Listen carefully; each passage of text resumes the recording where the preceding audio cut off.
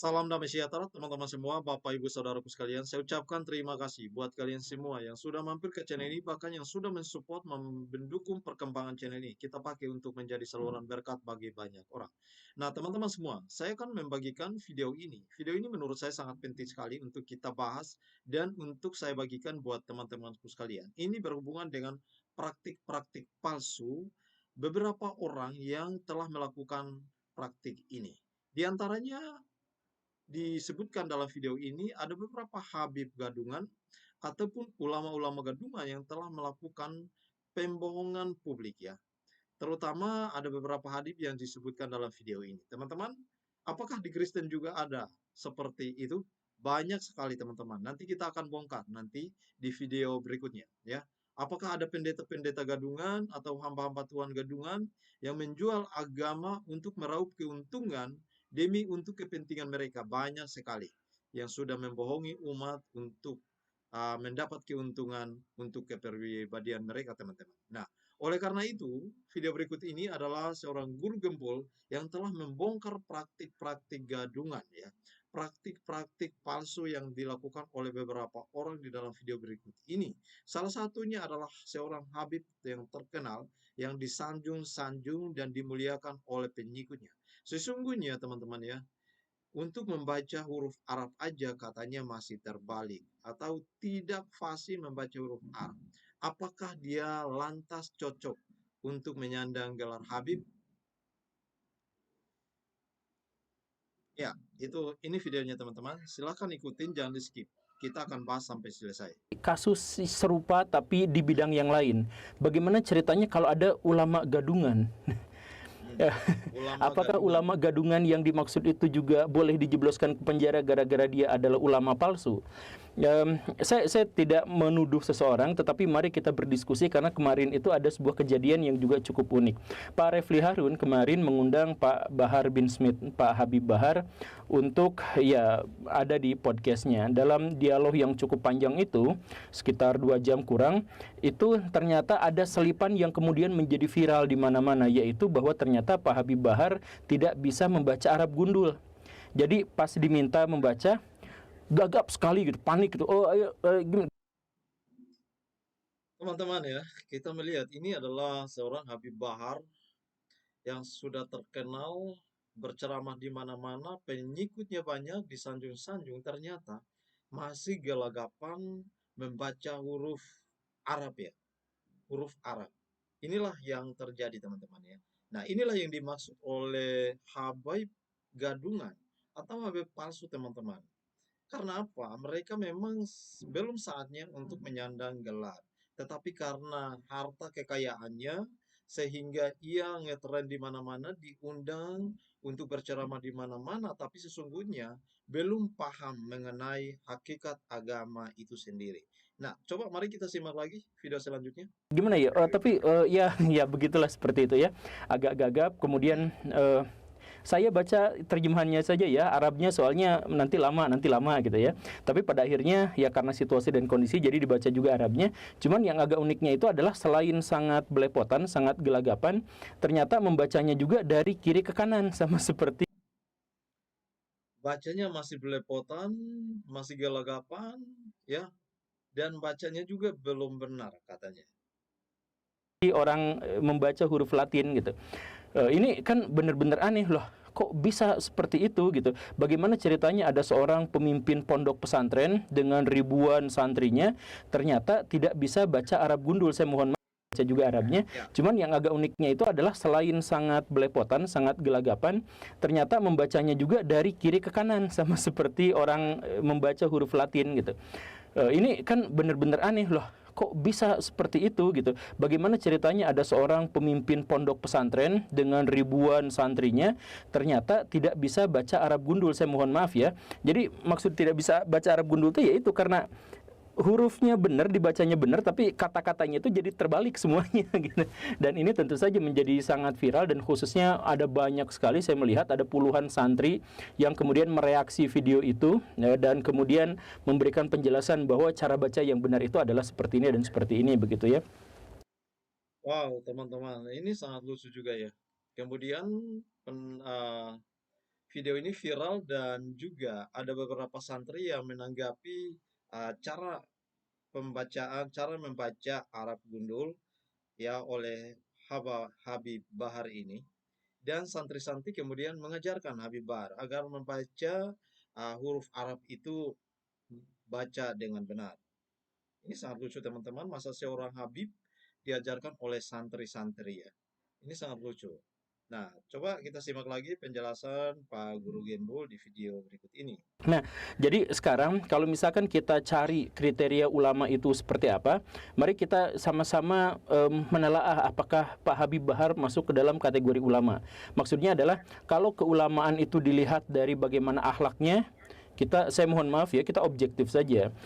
Kita melihat bahwa Pak Habib Bahar itu sering flexing, sering menampilkan dia punya motornya keren banget, mobilnya sport yang keren banget, harta kekayaan. Dia sering menampilkan diri dilayani oleh orang lain yang menunjukkan bahwa betapa dirinya itu sangat kaya dan lain sebagainya. Kemudian beliau juga kata-katanya luar biasa kasar yang menurut syariat Islam jelas itu terlarang. Bahkan ada sebuah hadis yang menjelaskan bahwa itu ciri-ciri bukan orang Islam. Jadi ciri orang Muslim itu adalah berkata lembut. Jadi kalau misalkan berkata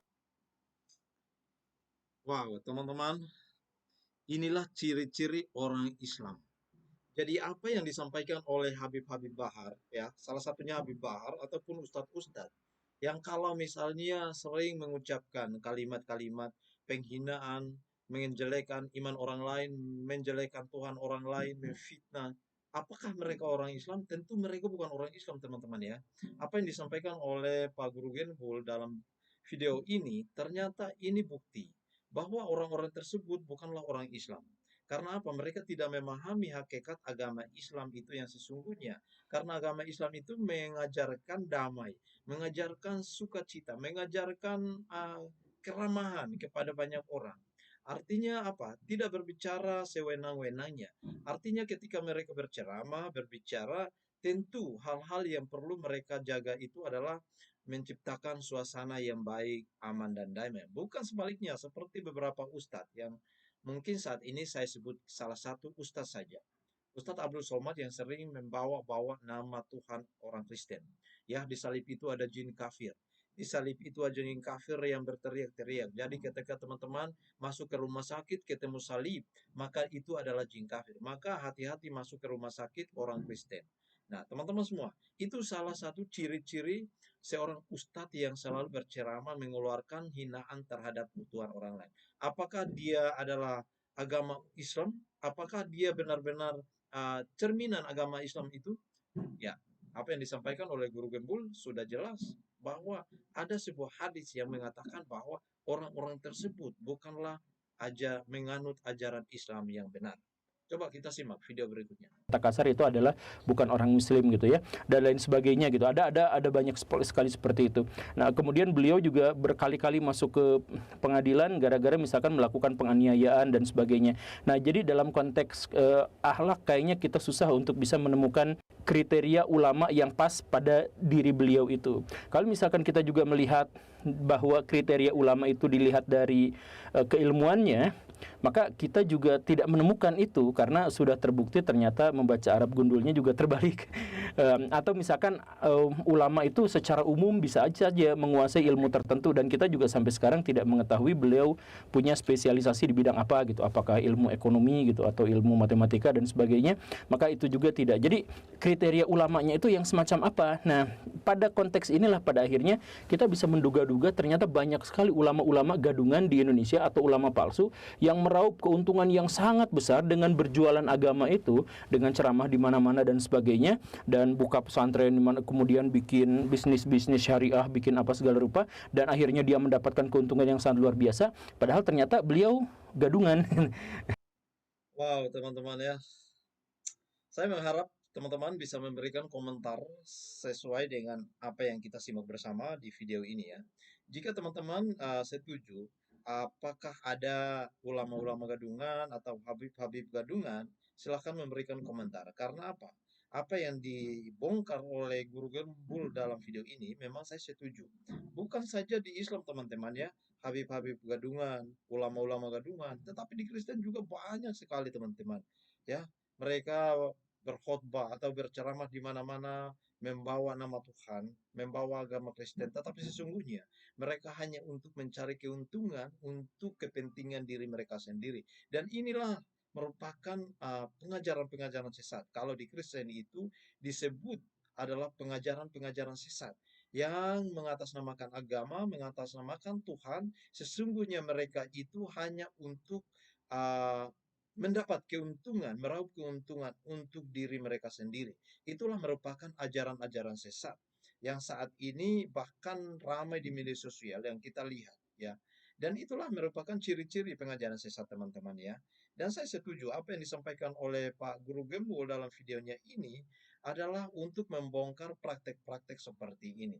Seharusnya praktek-praktek seperti ini dilihat oleh ulama-ulama Indonesia. Bukan saja melihat kepada orang-orang kecil, tetapi orang-orang besar. Seperti Habib, seperti Ustadz, seperti ulama-ulama yang kemudian keluar dari syariat Islam, agama Islam, menghina, memfitnah orang Tuhan orang lain, seharusnya diproses. Justru itulah yang harus menjadi fokus utama daripada ulama, teman. Tetapi oke, kita pahami bahwa ya, orang-orang seperti itu sudah banyak duitnya, sudah tren di mana-mana. Ketika mereka akan reposter, pasti mereka akan melawan, teman-teman. Nah, itulah yang tidak diproses oleh ulama-ulama. Karena apa? Takut. Karena salah satu, mereka sudah terkenal, ya. Ulama-ulama gadungan ini sudah terkenal, Habib-Habib gadungan ini sudah terkenal, dan sudah kaya, dan ketika mereka berproses, pasti mereka akan melawan. Dan inilah merupakan kelemahan daripada MUI sehingga tidak memproses orang-orang tersebut. Oke, teman-teman, kita simak lagi video selanjutnya. Misalkan seperti itu ya. Jadi saya sekali lagi bertanya kepada Barai, apakah cerita ini relevan gitu untuk diajukan gitu. Dan kalau menurut Baraya ini relevan, mari kita lanjutkan pada banyak sekali kasus yang atau fenomena yang bisa kita lihat di mana-mana. Jadi misalkan di kampung saya itu juga ada, bukan kampung saya sih, kampung sebelah saya gitu ya. Itu ada ulama yang jualan tahlilan. Jadi kalau ada orang yang meninggal, dia langsung kasihin brosur atau yang semacam itulah gitu. Jadi kalau ada yang meninggal dunia, kemudian keluarganya mau tahlilan, Pak, Ibu, maaf ini kalau mau tahlilan ada tarifnya. Kalau 15 juta, ini yang hadirnya sekian orang untuk membacakan, kemudian ininya sekian, berapa hari dan sebagainya gitu. Ada yang paket 40 juta, ini orangnya yang datang sekian, tahlilannya sekian hari dan sebagainya. Itu ada kejadian seperti itu. Bahkan salah satu kawan saya itu ceritanya unik. Jadi ada bapak-bapak yang memang maaf ya, sekarat gitu, mau meninggal dunia gitu. Kata dokter, ada sih peluang untuk bisa menyembuhkannya, yaitu dengan operasi, tapi kemungkinannya 50-50 gitu.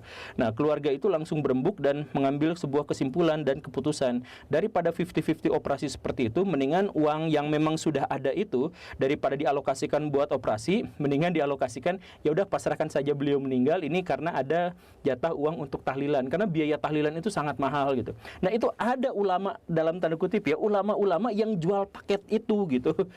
Ternyata pas saya cek di Google, ternyata di Malaysia juga banyak yang seperti itu, paket tahlilan sekian, paket tahlilan sekian. Nah, itu kan dapat keuntungannya yang sangat luar biasa, tapi dari membuat atau dari jual beli agama gitu. Kan tahlilan itu sebenarnya adalah budaya masyarakat Nusantara yang bisa saja dicocokkan dengan Islam, bisa saja tidak dicocokkan, tapi itu adalah budaya masyarakat Nusantara. Nah, ya gak jadi masalah kalau tahlilan itu misalkan budaya masyarakat Indonesia yang dicocokkan dengan Islam, itu bisa saja. Tapi kalau misalkan sampai dipaket-paketkan seperti ini, paket 30 juta nanti tahlilannya sekian hari, paket 50 juta nanti tahlilannya sekian hari, yang datang adalah sekian ribu orang dan sebagainya, itu benar-benar keterlaluan. Tapi ada yang seperti itu. MUI, di mana MUI? MUI itu, saya mohon maaf ya, tapi silakan cek aja. MUI itu seringnya menggelandang orang-orang kecil gitu. Jadi menggelandang YouTuber, TikTokers yang kecil.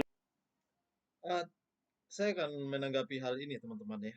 Ini seperti yang tadi saya katakan di awal video bahwa MUI itu tidak jeli melihat masalah ataupun kasus-kasus seperti ini, ya. Mereka melihat hal-hal yang kecil, masalah-masalah yang kecil, misalnya terjadi di masyarakat kecil ataupun jemaah-jemaah, ya, seperti misalnya kekristenan ketika menghina orang Islam, ya, dalam tanda kutip lah, membawa ajaran umat Islam, membaca kitab suci umat Islam, Al-Quran, lalu kemudian diterjemahkan, dipenjarakan. Ya, salah satunya seperti video berikut ini teman-teman yang dijelaskan oleh Guru Gempul bahwa inilah kelemahan daripada MUI. Mereka hanya melihat masalah-masalah yang kecil di masyarakat, tetapi mereka tidak melihat. Ya, intinya adalah guru-guru agama, soko-soko guru ataupun ulama-ulama habib-habib yang tanda kutip adalah palsu ataupun gadungan teman-teman. Ya, karena apa? Mereka tidak berani karena orang-orang tersebut sudah kaya, bahkan sudah terkenal. Jadi ketika mereka akan dibongkar boboknya ataupun akan diproses, pasti mereka melawan dan inilah kelemahan dari MUI tidak mau memproses orang-orang tersebut. Nah, inilah celaka teman-teman ya. Sehingga orang-orang kecil yang menjadi korban, tetapi tokoh-tokoh agama, habib-habib ataupun ulama-ulama, ustadz-ustadz yang sering memfitnah, menghina Tuhan orang lain, menjelek-jelekan Tuhan orang lain, ini semakin masif terjadi. Bahkan masih banyak sekali terjadi, teman-teman. Ya, ini menjadi perhatian kita bersama. Dan saya setuju apa yang dibongkar oleh Guru Gempul dalam videonya ini sangat bermanfaat dan mengedukasi sekali, terutama bagi kita semua. Saya sebagai umat Kristen, kenapa saya membuat video ini? Karena menurut saya sangat penting, karena ini sangat relevan. Bukan saja untuk agama Islam, tetapi untuk agama Kristen juga masih banyak ya agama-agama Kristen. Seperti video kemarin kita melihat ada seorang pendeta doktor ya, bergelar doktor tetapi mengajarkan tentang ketuhanan Yesus itu bahkan banyak menuai pro dan kontra. Karena ada Allah minor, Allah mayor, lain dan sebagainya. Padahal masyarakat awam tidak memahami seperti itu.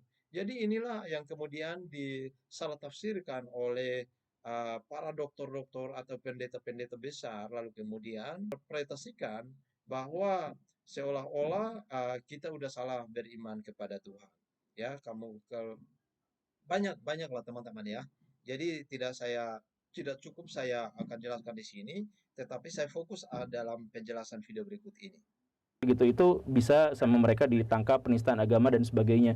Tapi kalau yang labelnya ustadz, yang labelnya ulama gitu, apalagi yang kaya raya, itu senyap sama sekali, gak ada. Ya silakan ditanggapi lah. Tapi ada yang seperti itu, ada ulama yang jual beli itu, atau ada konteks ulama yang lain yang jual beli agama. Tapi jadi ada misalkan gini nih, teman saya adalah seorang pengusaha, bukan teman saya, temannya teman saya adalah seorang pengusaha, kemudian bangkrut. Nah, karena bangkrut, dia langsung menghubungi seorang dari dunia entertainment, infotainment yang kayak gitu, yang ahli gimmick. Kemudian dia mau jadi ustadz. Nah, sejak saat itu dia gimmicknya jadi ustadz. Jadi ke TV nasional, ke radio, ke mana-mana itu dia jadi ustadz gitu. Jadi lengkap, udah ada sorbannya, udah ada apanya, kemudian ngomongnya harus seperti apa dan sebagainya, dia rancang, dan akhirnya beliau menjadi sukses. Jadi sukses sebagai ustadz. Ada yang seperti itu dadakan gitu ya. Ya gak apa-apa sih kalau misalkan semua informasi yang dia sampaikan juga baik-baik saja, ya tidak jadi masalah. Cuman maksud saya apa ini termasuk komersialisasi agama gitu atau apa, silahkan tulis di kolom komentar. Terus ada contoh lagi kasus ulama jenis yang lain ya, yaitu ulama yang suka ngeruqyah. Labelnya sih anggap saja ruqyah syariah gitu ya, kemudian dikasih sorban, dikasih jenggot, apa segala rupa, kasih gamis dan sebagainya. Tapi pas ngeruqyah bacaannya aneh-aneh gitu ya, kemudian kasih konsultasi juga yang aneh-aneh gitu, kemudian bahkan ada pasiennya itu yang sampai muntah darah gitu, kesurupan apa dan sebagainya gitu. Kan dalam Islam tuh Nabi kalau bikin ruqyah-ruqyah kayak gitu nggak ada kesurupan-kesurupannya, apalagi interaksi dengan jinnya gitu ya, ngobrol dengan jinnya, aing mau. Nah, ya, yang kayak gitu gak ada ceritanya seperti itu. Ruqyah mah ya baca Quran saja baraya, kemudian sampaikan kepada ya si pasiennya itu untuk segera lekas sembuh, doakan dia untuk hal-hal yang terbaik, ya seperti itu saja. Dan gak ada cerita-cerita yang lebih dramatis dan bombastis gitu yang cocok untuk dimasukkan ke dalam media televisi atau di depan kamera, ya gak ada cerita-cerita yang seperti itu, kecuali adalah kasus-kasus yang sangat kecil gitu ya. Kebanyakan kan itu sebenarnya adalah trends gitu. Tapi itu kalau misalkan baraya sekarang lagi bangkrut gitu, terus susah untuk mendapatkan pekerjaan, baraya nyamar aja jadi seperti itu, tinggal pakai sorban, panjangin jenggot, kemudian baraya ngaku bahwa baraya bisa ngeruqyah dan sebagainya, dan dengan sedikit kemampuan hipnosis itu baraya bisa membuat orang-orang jadi kesurupan kayak gitu, terus dapat uang dari situ. Lumayan baraya itu gede, jadi bisnis yang berbasis agama itu enak banget gitu ya. Atau ada yang lain lagi, ulama-ulama yang ngaku sufi, yang ngaku tarekat, yang ngaku dapat makrifat, yang ngaku dapat karomah apa segala rupa gitu. Terus dia suka ngeramal, Anda itu sebenarnya begini ya. Oh iya begini. Nah, gitu ya. Nah, itu juga ya kalau misalkan baraya mereka yang ngaku tasawuf itu eh, kalau misalkan bikin pengajian itu luar biasa, itu dapat keuntungannya yang sangat luar biasa gitu. Tapi pengajiannya itu bukan pengajian belajar agama Islam gitu, bukan belajar peradaban, bukan belajar tentang hal-hal yang bermanfaat gitu. Tapi belajar wirid yang aneh-aneh gitu, terus di kuburan itu sampai iya, sampai solawatan, sampai tahlilan, tapi gimana gitu dengan gerakan-gerakan yang aneh gitu, bahkan ada yang parkur. Sini.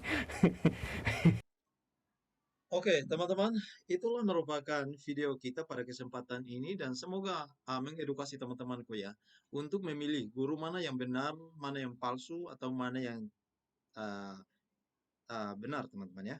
Semoga video ini mengedukasi dan juga terima kasih banyak juga apa yang kita lihat bersama pada kesempatan ini. Semoga memberikan pemahaman yang luas bagi kita untuk melihat ya bahwa orang-orang yang selama ini mengatasnamakan agama, tetapi sesungguhnya mereka hanya untuk mencari keuntungan buat kepentingan diri mereka sendiri, tetapi mulut mereka ember, selalu menghina, memfitnah orang lain. Ternyata mereka bukanlah emang agama emang di Islam, emang sedangkan ajaran agama agama Islam Islam itu seperti baik. itu, tapi di Seperti kuburan apa yang banyak. disampaikan oleh Pak Guru Gembul di dalam videonya. Dan ini sangat mendukung sekali teman-teman ya, untuk kita melihat bahwa ternyata masih banyak sekali orang-orang di luar sana yang saat ini pendidikannya tidak memadai untuk menyandang gelar Habib, gelar Ustadz, ataupun gelar ulama. Lalu kemudian karena mereka punya pengikutnya yang semakin banyak atau punya harta kekayaan semakin banyak, lalu kemudian mereka semakin menjadi-jadi. Nah, inilah yang harus diantisipasi oleh kita semua, terutama sebagai umat Tuhan ya. Bukan saja untuk Islam teman-teman ya, buat Kristen juga banyak sekali. Oleh karena itu sangat mengedukasi sekali kiranya viral ini boleh dapat menuntun kita untuk melihat dan mengetahui bersama bahwa memang kehidupan kita tidak terlepas daripada pengajaran-pengajaran sesat. Pengajaran sesat selalu ada di dalam kehidupan kita, yang ada di samping kita. Sering kita ketemukan orang-orang seperti ini, supaya kita bisa mengantisipasi dan berhati-hati. Melalui video singkat ini, Tuhan Yesus menolong memberkati kita semua. Shalom. Sekali sampai